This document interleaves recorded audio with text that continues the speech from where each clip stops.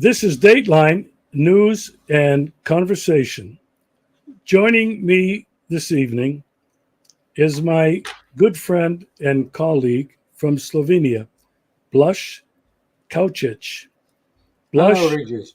welcome back to the show. Thank you. Thank you. Nice to see you again. Well, it's always a pleasure. I feel a great deal of affinity with you.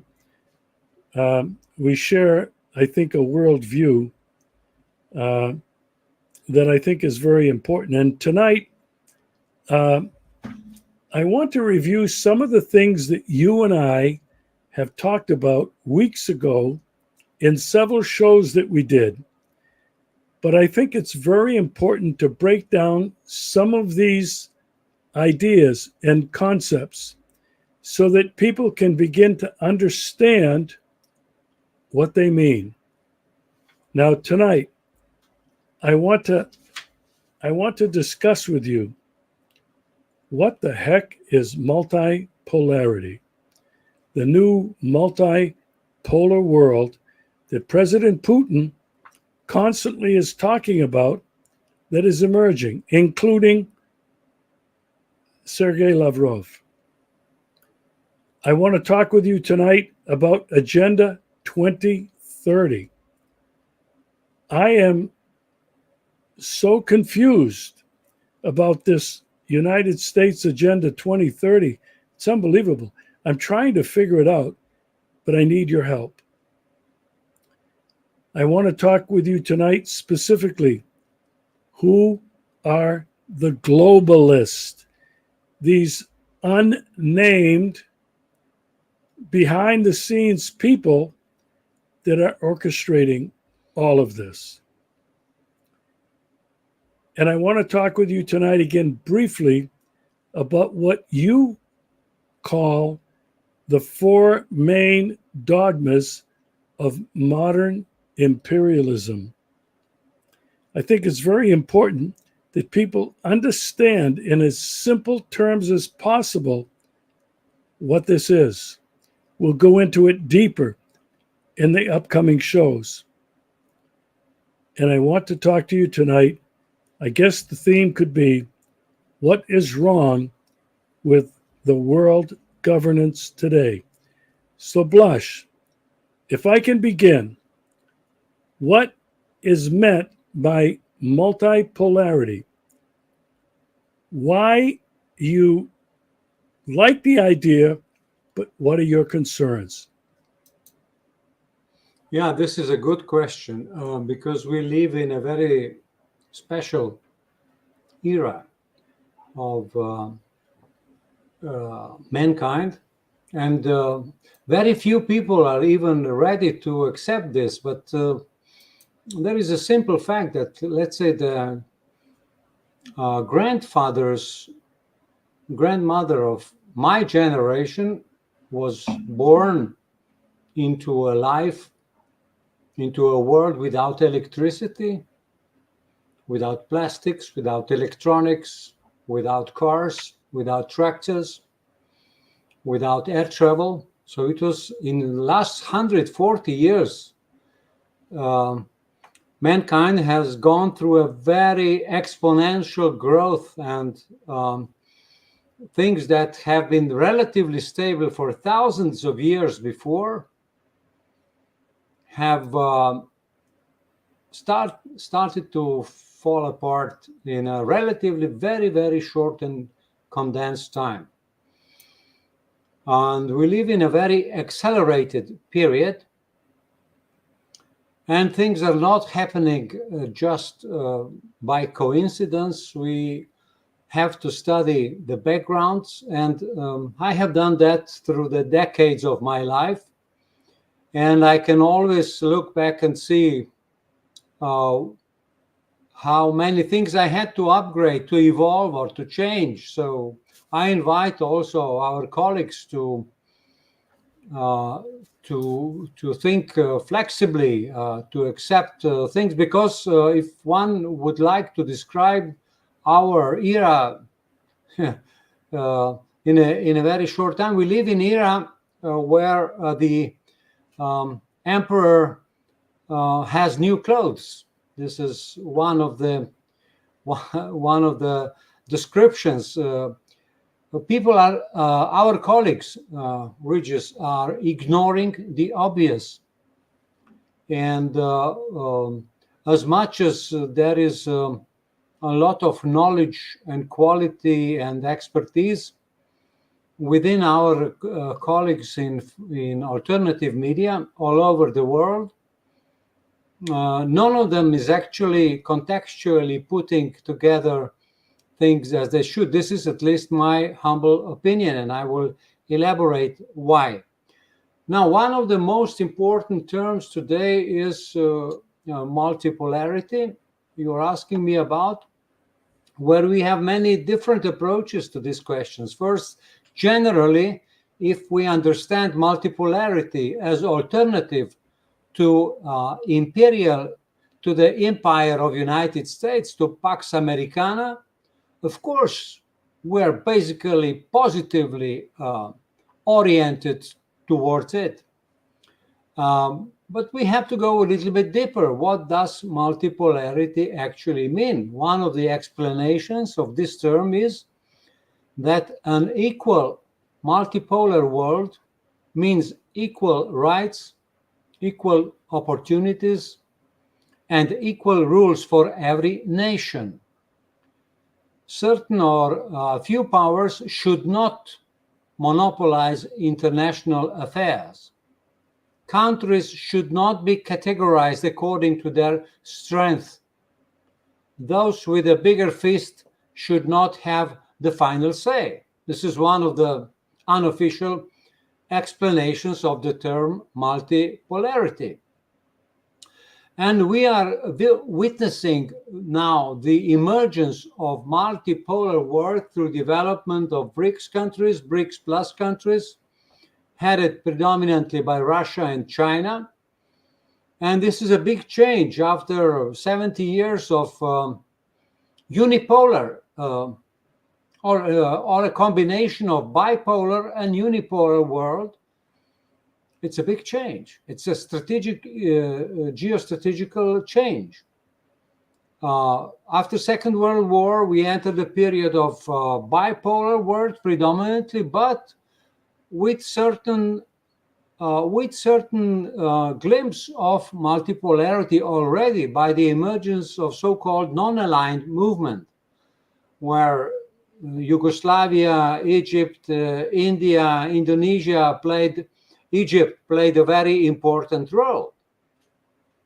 But then what happened is that gradually all these decolonized countries like India, Egypt, and so on, got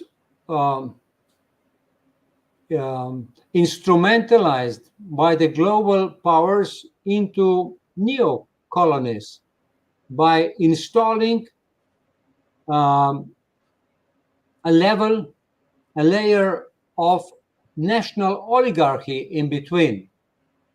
So gradually, this non-aligned world really got totally corrupted and disappeared, and is today totally under control.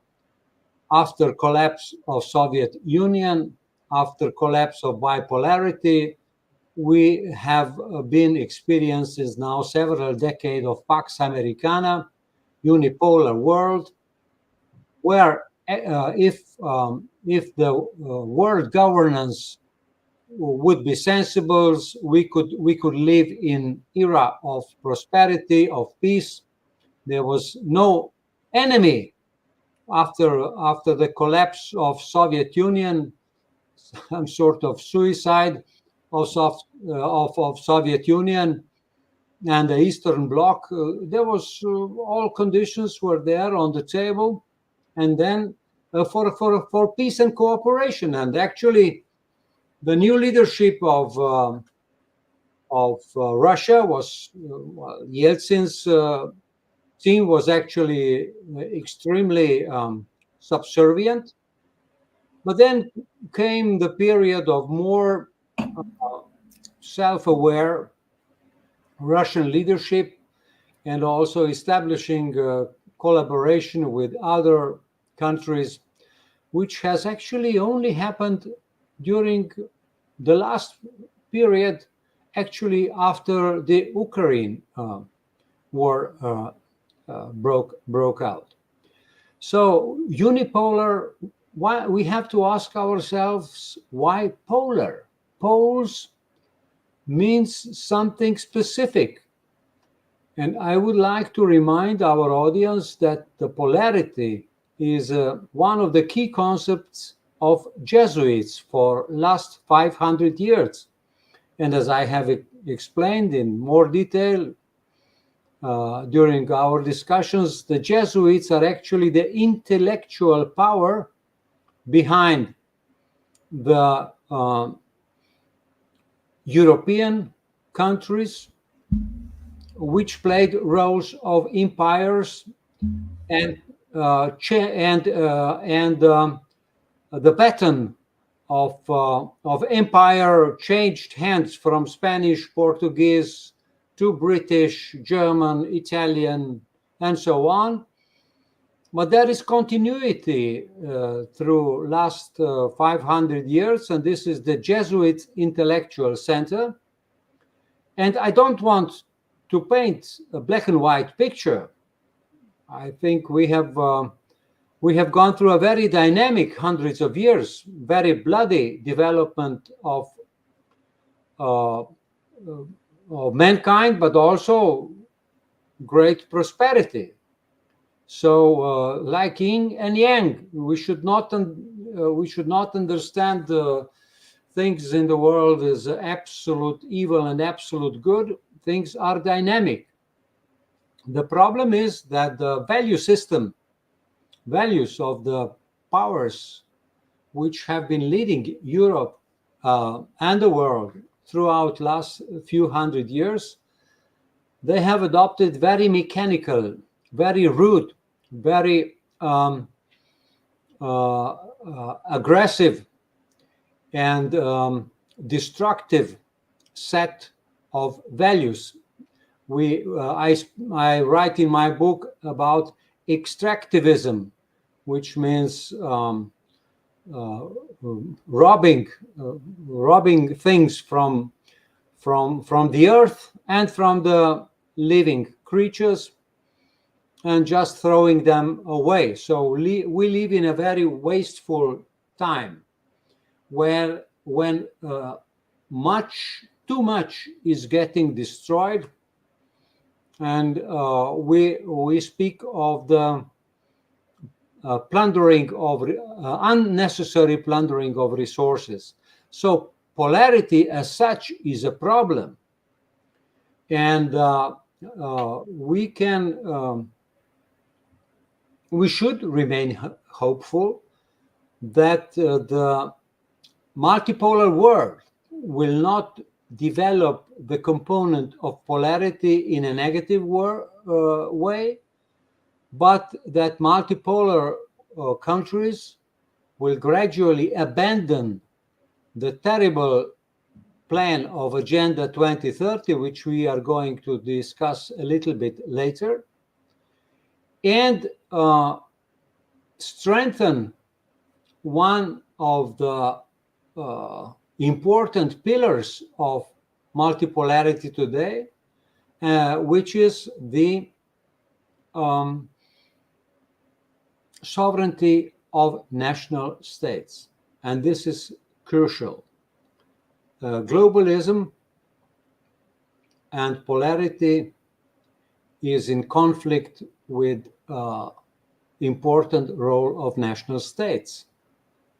This is why the role of national states is being eroded intentionally from the top, building and strengthening the global institutions, and from below.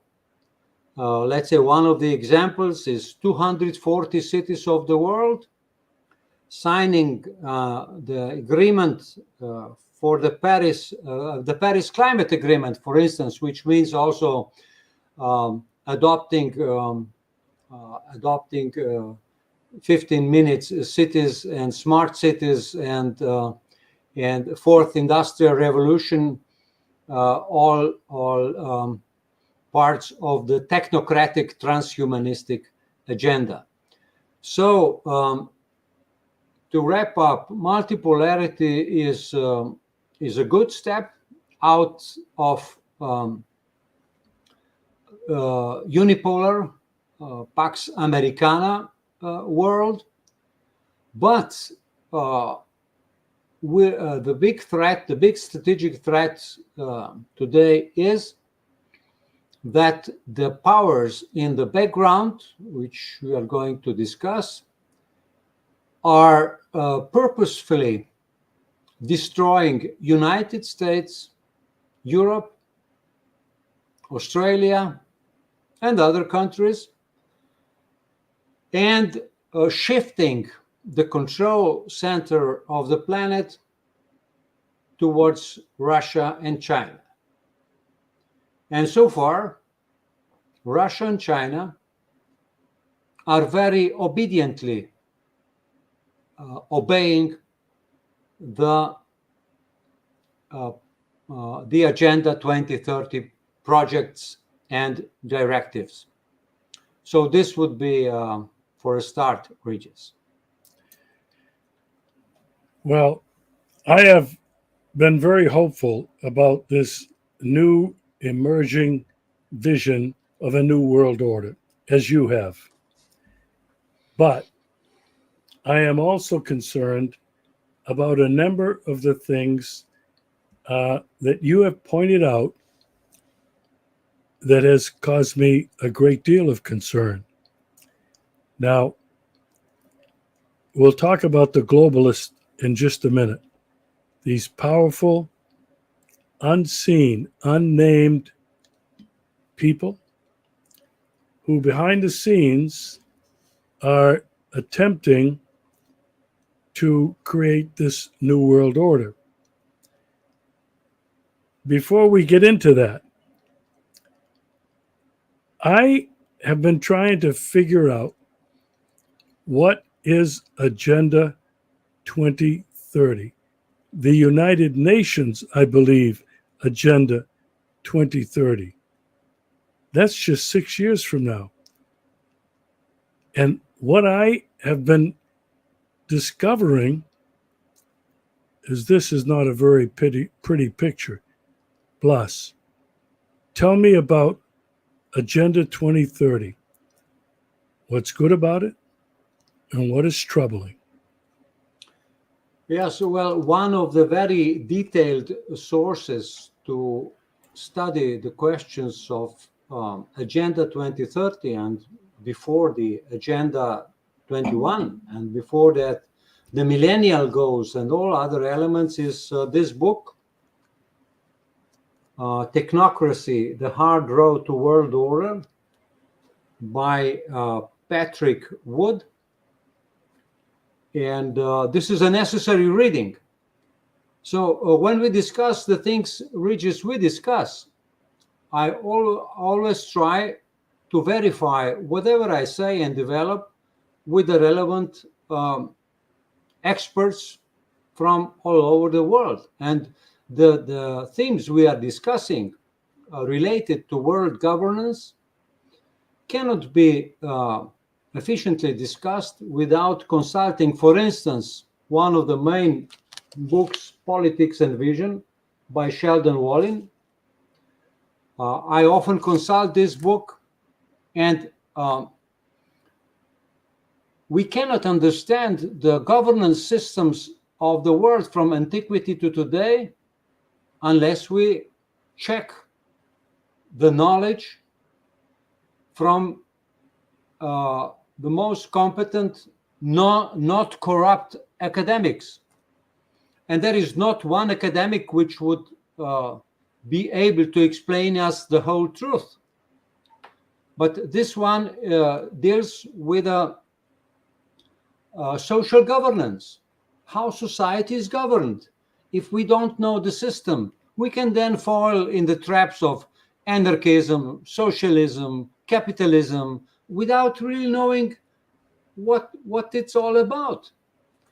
And the other area of expertise we have to a little bit check if we want to apply what I propose as a multidisciplinary approach is economics. And there is one political economist in the world which many see as the key political economist, including me. And this is Michael Hudson, again from United States, A Guide to Reality in an Age of Deception, where he explained all economic theories. What is money? What is value? What is financialization? And so on. How are the crises created and how are they treated? They are not just emerging as a natural event. Another book which is very important for the events today is Killing the Host, also by Michael Hudson. How financial parasites and debt destroy the global economy. So this is for starters. And in my book, How We Will Survive and Thrive, I use about 60 such sources, and I put them into context. So back to your direct question about the Agenda 2030. If we want to understand what Agenda 2030 is, we can compare it with a business plan for the world, which started to emerge in 1972 as within the Club of Rome. This was one of the early global entities created and financed by the billionaires, and they created a study called The Limits to Growth, where they started to introduce the hoaxes of climate change, and then where they started to computer model the processes in the world and the interaction between Earth and human systems.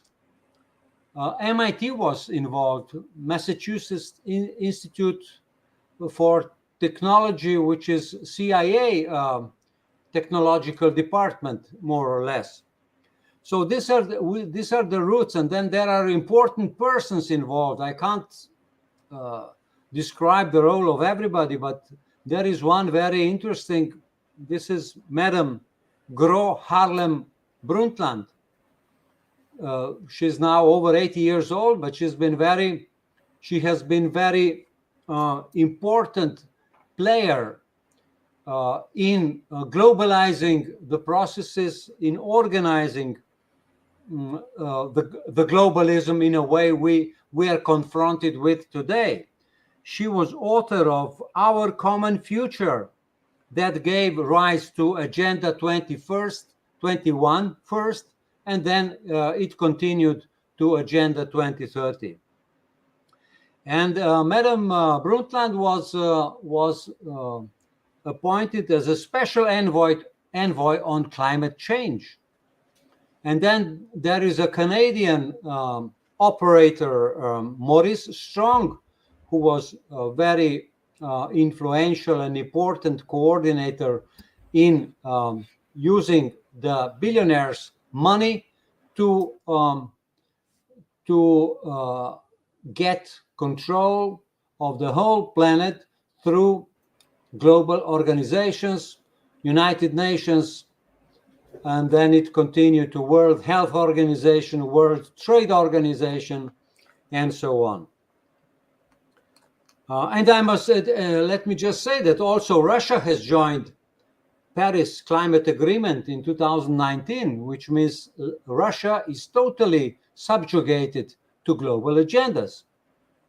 Now, it is very typical for these documents like Agenda 21 to use a very impressive, very exciting, very positive language. And in this book, which I've shown you, that is a complete description of Agenda 2030.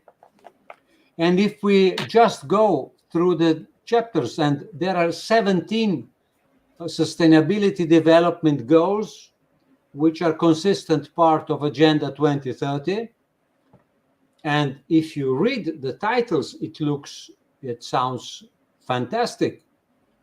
It starts with goal number 1 is end poverty and all its forms everywhere. So end poverty. Goal number 2 is end hunger, achieve food security, and improve nutrition and promote sustainable agriculture.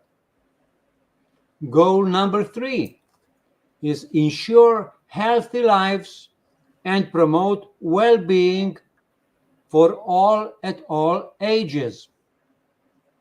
Goal number 4, ensure inclusive and equitable quality education and promote lifelong learning opportunities for all. Goal number 6, ensure availability and sustainable management of water and sanitation for all. Goal number 7, ensure access to affordable, reliable, sustainable, and modern energy for all.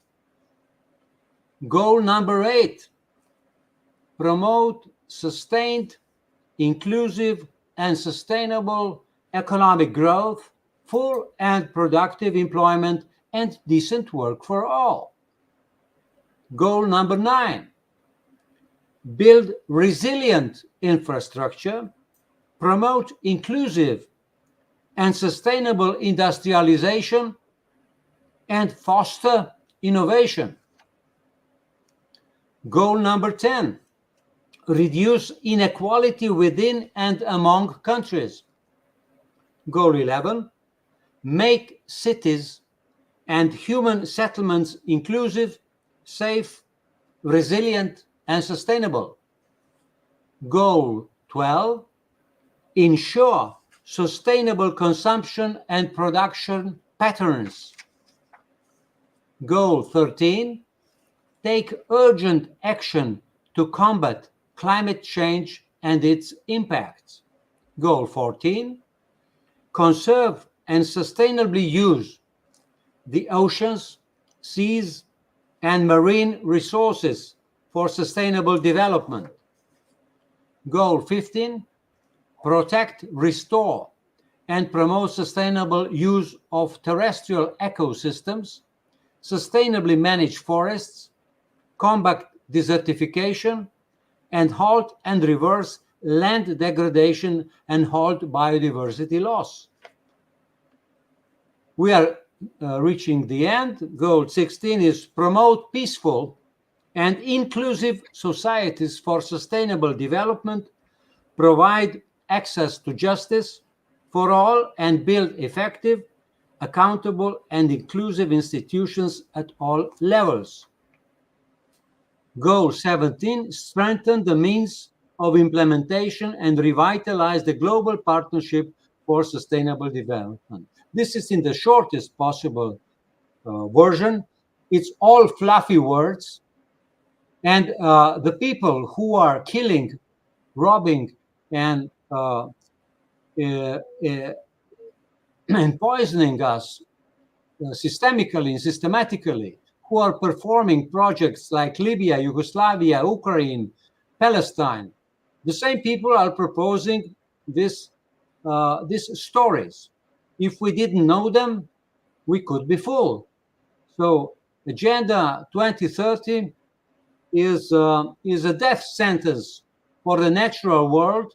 It actually means transforming people into ant computer, like red and black ants, which are getting, when you shake them, you get them find among each other, and you connect them chemically and electrically together to manipulate them. And of course, before that phase, there is an elimination phase to drastically reduce the number of people on the planet and to control the rest. And actually, Klaus Schwab said it quite straightforwardly in his book COVID-19, the unique chance to completely change the world, how the world operates. He said, we will merge your biological, digital, and physical identity. You will own nothing, and you will be happy and start eating bugs. So this, in short, is Agenda 2030. It's a death sentence. Yeah. And this is the problem that many people have with it, Blush. It sounds wonderful. It sounds like, oh my God, utopia. That whatever is behind this offers hope for the future order of the world. But as you have pointed out, it's smoke and mirrors. It's not at all what it appears. You mentioned Klaus Schwab. He has made it very clear what the globalist agenda is. It's to reduce the population of the planet to the golden billion under the complete control of them. And they are fooling us, including me, who looked at Agenda 2030 and thought, my God, this is wonderful. But when you dig deeper, as you have done, it turns out that it's a colossal scam. Now, Blush, I have to ask you this question. So many people in the alt media are flippantly using the term globalist. I think I know who the hell they are. But I would like to hear from you who you think these globalists are, where they come from. Well, it's one thing, of course, it's useful to say, I think, because words can have different meanings. For instance, Joseph Stiglitz some years ago wrote a book, How to Make Globalism Work, which was really a scam. But Joseph Stiglitz is one of the most important agents, very nice looking grandfather, and sounds nice, and Nobel laureate for economics and so on. But globalism, in the sense that is pushed through by modern contemporary imperialism, means elimination the role of national state. And why is this important? Because we are also from the background, and many alt media are also creating and enticing people to hate government. Government is bad.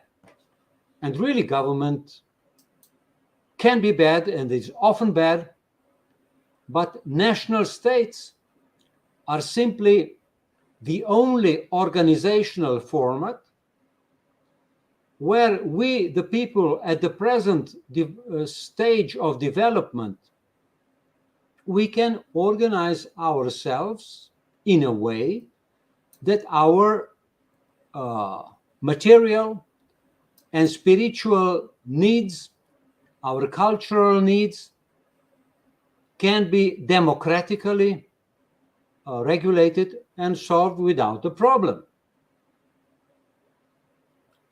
If we eliminate national states, or as we have the situation today where most of national states are under control of global powers, where also China and Russia are not totally out, they have a little bit higher degree of sovereignty, but not complete. because they are, as I described in Chisinau Forum last time this year, the national central banks of Russia and China are comparatively better serving their nations as other countries, because they are not under full impact of globalist powers, but they have very tight connections with the World Bank, both of them. So who are the globalists? I mean, sometimes, I try to avoid this too romantic descriptions, and then this too spiritualistic or satanistic, but there is some truth to that also. Speak of skulls and bones, and but there are institutions. Most of them are known, some of them are not known, most of them are out of constitutions.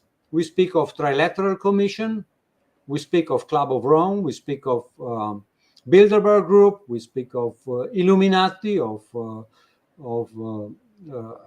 Freemasons, of Jesuits, of Zionists, and so on. There are hundreds and hundreds of think tanks, organizations, networks, which are actually making this super level of coordination, and they are making sure that the wars and terrorism and economic disaster is always taking place, because only in such situation they can thrive. So Michael Hudson, in this book I have shown before, Killing the Host, explains how the financial crises are being created and how are always used to promote the goals of the super rich in the background. And the majority of our colleagues are describing these events like collapses of Wall Street and inflation and budget problems and printing of money and so on in a very simplistic way. They are just describing the events and the empirical phenomena, like tragedies, wars now in Ukraine, where more than 500,000 Ukrainians have been killed and some 60 to 70,000 Russians have been killed. Palestine, where this slaughter is happening from 1948 on, but only in the last 6-7 months, about 50,000 people were killed. Terrible things. But I have to say openly, these are all sideshows for people not to pay attention to what is really going on. And this is the war against the whole humanity, including Chinese and Russians and Palestinians and Jews and Slovenians. So this is why globalism is, I have written a book with a subtitle, From Predatory Globalism to Humanist Sovereignty. And this is just a proposal, but we need to make this step. Otherwise, humanity will continue to perform the collective suicide, which is happening now. And the problem is that it is so intelligently prepared. All the corrupt science is behind, the anthropologists, the psychologists, the medical doctors, the physicians, the physicists, the mechanicists, the military experts. Everything is being used to offer to each of us, to each segment of humans, a special trick, a special scam, a special exciting toy. So people are now traveling, playing, enjoying, watching TV, doing all sorts of things, and they don't want to listen the story of our existence is being threatened. And here is you, here is me, and many others, of course, where I think we have to reach a higher level of multidisciplinary approach, because looking at problems of humanity today just from ethical view or from religious view or from financial view or from material view is not enough. We have to look at things multidisciplinary. This is basically my proposal. So globalism, and I think that approaches like, for instance, Catherine Austin Fitts, she tried to promote the term Mr. Global. I think it's very misleading, and it also shows that she's part of the game, because she promotes blockchain technologies, and she promotes concepts how to get rich and how to avoid the problems which financial crisis is bringing us, without disclosing to the people the basic facts that if we want to survive, we will have to change the way decisions are made in our societies. And it can only be done in the framework, in the organizational structure of national states. And this is the battle which has not yet started strong enough, but European Union will have to get disintegrated, as well as United States, because these entities are from the onset created to eliminate the sovereignty of the people and of the national states. And it is unfortunate, and I'm very realistic regarding this, that the number of national states has grown so much. It has doubled after Second World War, and it is purposeful process, because the globalists in the background want to play divide and conquer game. For instance, Yugoslavia is a good example. It was a decent country, relatively well under the circumstances, performing for its citizens with 22 million. And then it has been disintegrated from the outside, using the tools which have been before that and after that used, mainly called identity politics and non-governmental organization, color revolutions, inciting hatred among different religions, cultures, and so on. So globalists is playing this game. Why and how? The main idea I want to disclose and promote always is because they have managed to privatize and monopolize the money emitting mechanism.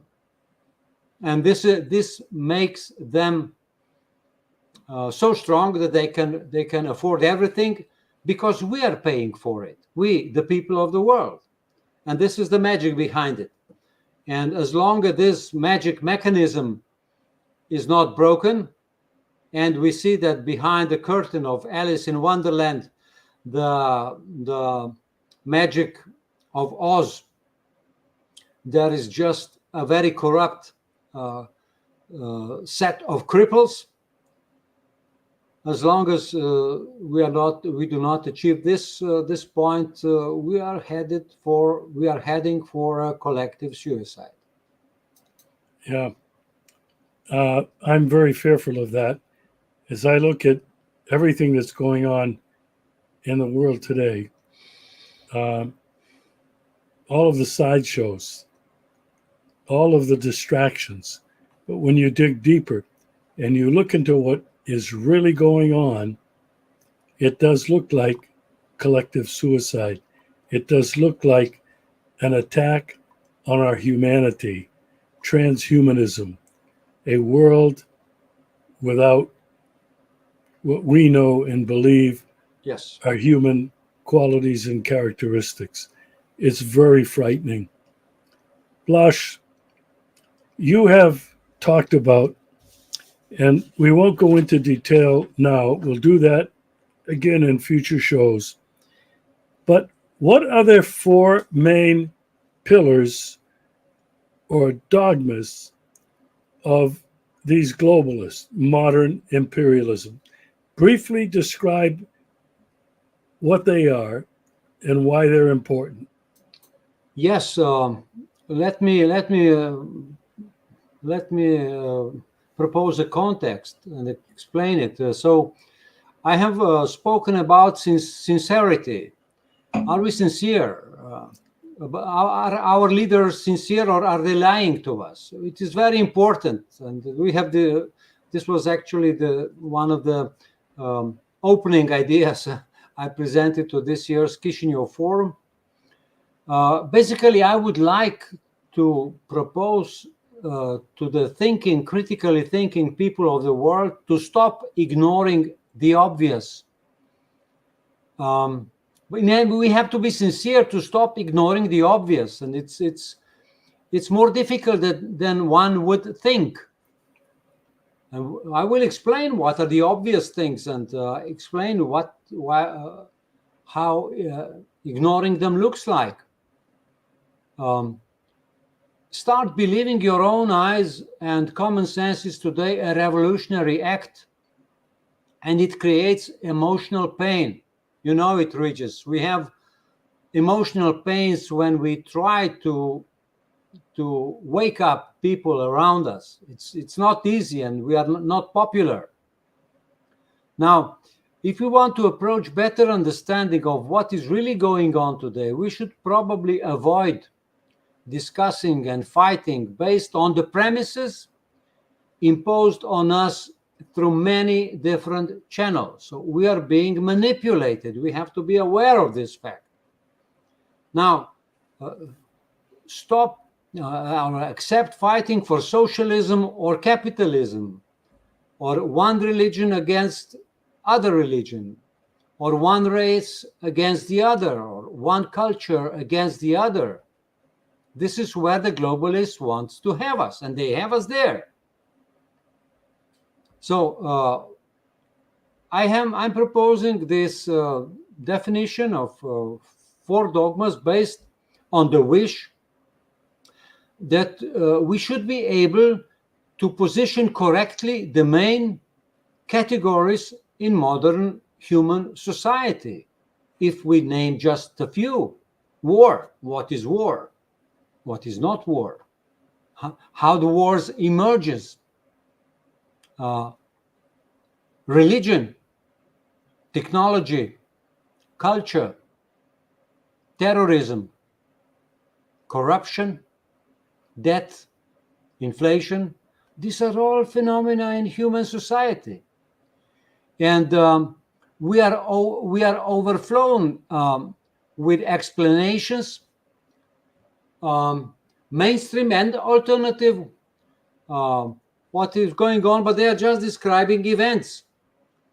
So in explanations, we are mostly dealing with false flag operations. Meaning they are wrong causes are represented to us, and wrong cures. Now the question is, can we realistically expect to be successful in finding correct answers and solutions, accepting the dogmatic fetters constructed and imposed on us by the globalists? So if we accept their premises, let's first make a list of premises, and are we accepting them or not? For decades, and it's a fact, globalists have developed and promoted dogmas in key areas of human society.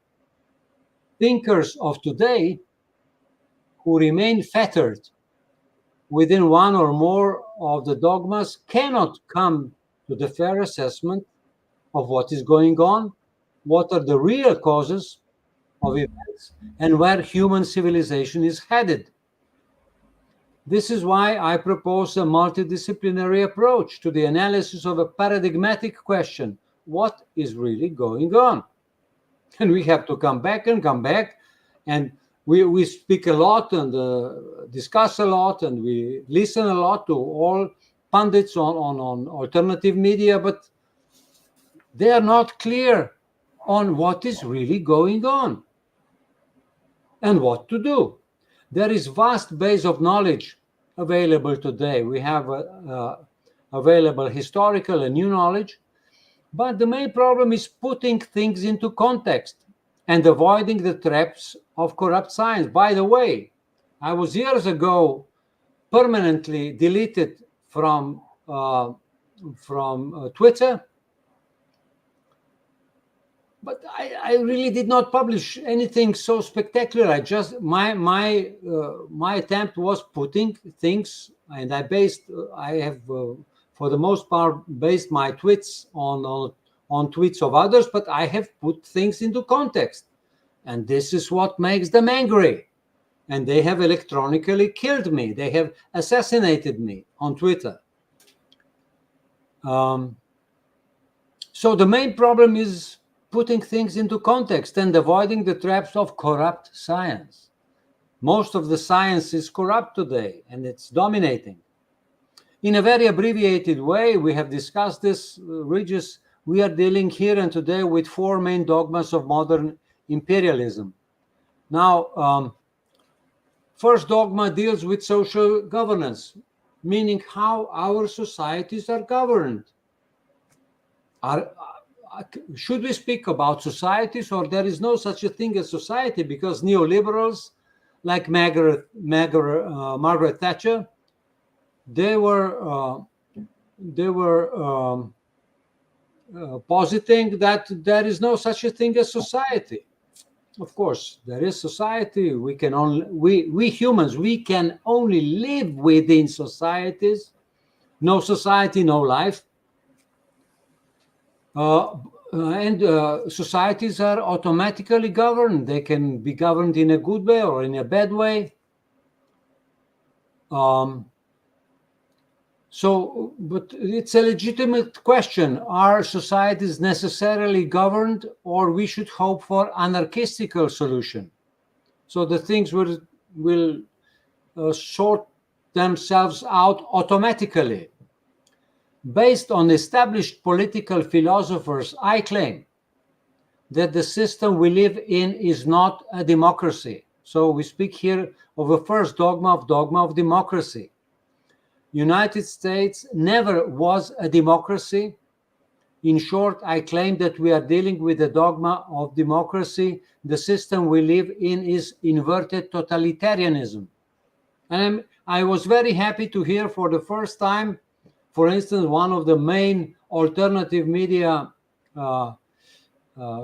bigger personalities, Max Blumenthal, also quoting Sheldon Wallen with this inverted totalitarianism, meaning that we do not have democracy in the United States today. So we should not fight for this democracy, but we have to establish it. And we cannot export American democracy because it doesn't exist. We can only dream of a healthcare system aimed at reducing poisoning of population and strengthening natural health, to be established in a country not governed by the benefit of the people, which is the case today. What cannot be put right in national country can even less be put right on the level above the national states. So all these global projects, all these agendas, it's smoke in the mirror, and it's just a trick, a scam, to hide the real intentions behind. So this level of murderers, of criminals, is now establishing one world government, a new world order. But this level should in fact be eliminated. Creation of life supporting goods and services is important. So we have explained now the dogma of democracy. Now we are coming to the second dogma of money. But I introduce it as a question of creating things we need to live, creating of life supporting goods and services. How do we decide on what to create? How to measure our contribution to the value created? How we distribute the created value? How we use the created value in our modern societies? Here we are on the territory of political economy, where prevailing neoclassical doctrine promotes perverted, wrong views. The dogma of money presents perverted views on value, perverted views on money. Monetary system interacts with decision-making system. So if the monetary system is wrong, then all the political decision-making system is automatically wrong, because they are interlinked. Both those systems, the monetary and the political system, are both monopolized and globalized. And crypto technology makes everything even much worse. Then a very short explanation: is carbon dioxide gas of life, or a gas that has to be eliminated as required by Agenda 2030, 17 Sustainability Development Goals? We speak here of the dogma of CO2. This is completely false, perverted presentation of how life functions. And of course, they want to synthesize life and kill the natural life. And here the CO2 dogma is extremely important. Now, let's go. This was the third dogma. And the fourth dogma is: what are the real causes of our diseases? We get ill. Why? Can you catch a cold? Has Pasteur been an honest operator? Has any pathogenic virus ever been isolated and proven to cause transmittable diseases? Is there really a contagion?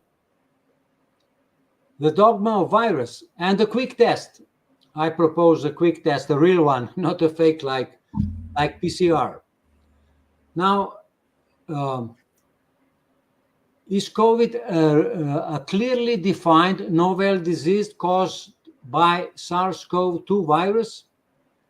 Or we are aware that COVID-19 is predominantly the largest project in the history of mankind, described for anybody to see in the book of Klaus Schwab, COVID-19, a unique opportunity to completely reset the human society, merge the physical, biological, and digital identity of the world population. So one of the books one has to read if one wants to discuss this question is this one, Virus Mania, by 4 world-class doctors. And it describes a phenomena like corona, COVID-19, measles, swine flu, cervical cancer, avian flu, SARS, BSE, mad cows, hepatitis C, AIDS, polio, Spanish flu.